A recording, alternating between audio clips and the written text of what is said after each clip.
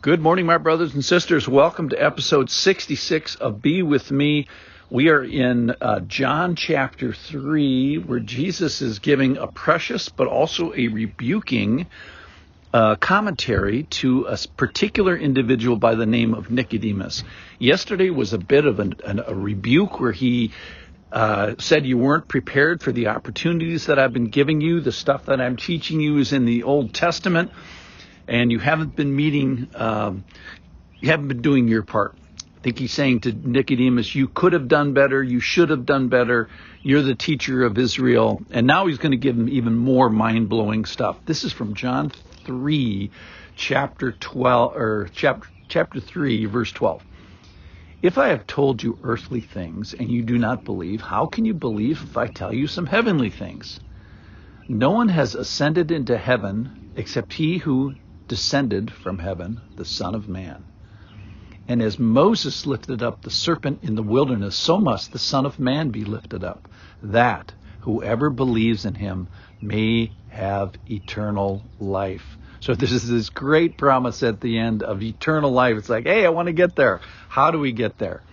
Start with verse 13. No one has ascended into heaven means that God has entered into Jesus has entered into the counsels of God and remained there. That is, it's a claim of his to be God. He's saying, I am qualified to be a part of the Trinity. In other words, it's a claim to God. And except he who is descended from heaven. Now, here's the cool thing about Jesus, is not just that he's God, but that he's descended. With the ascent part of this verse, he wouldn't be God, and he wouldn't be qualified. And without the descent, he wouldn't care. So it makes all the difference that he's qualified and he cares. So the ascending says he's qualified to do this crazy salvation thing that he's going to pull off. The descent says that he cares. What kind of a God do we serve? An ascending God, holy and just and amazing, but also a descending one who cares enough to come down and help us. All right, verse 14, even crazier. And as Moses lifted up the serpent in the wilderness, so must the Son of Man be lifted up. Now, this is a theme in the book of John. The lifting up of Jesus is when you have lifted up the Son of Man, you will know that I am he. When I am lifted up, I will draw all men to myself. Those are later verses in John. So let's go back to the Old Testament. This is Numbers chapter 21, verse 4. The people become impatient in the wilderness, and the people spoke against God and against Moses. Why have you brought us up out of Egypt to die in the wilderness? For there's no food, no water, and we loathe this worthless food. We loathe it. Then the Lord sent fiery serpents among the people, and they bit the people so that many people of Israel died. And the people came to Moses and said, we have sinned, for we have spoken against the Lord and against you.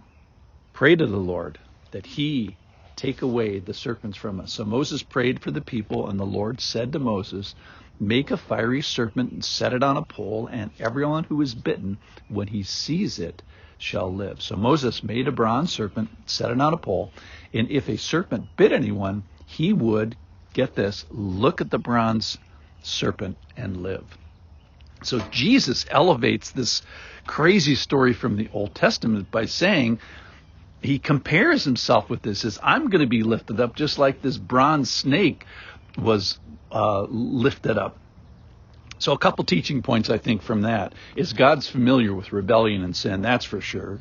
Secondly, that salvation is not of yourself, it's external.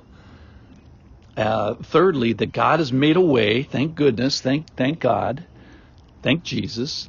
And then Jesus' association with this crazy story from the Old Testament both elevates the Old Testament story, if that's possible, and it helps explain what comes next, which is verse 15, which is, whoever believes in him may have eternal life. So we find out what the condition is. The condition is belief. Whoever believes in him. And it's directional. You have to believe, not in, chairs. You believe in Jesus.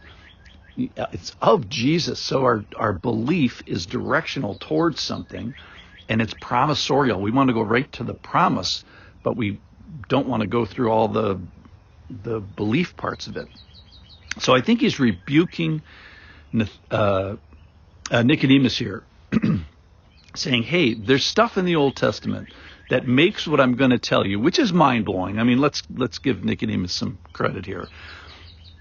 There's stuff in the Old Testament which helps you understand the things that I'm telling you.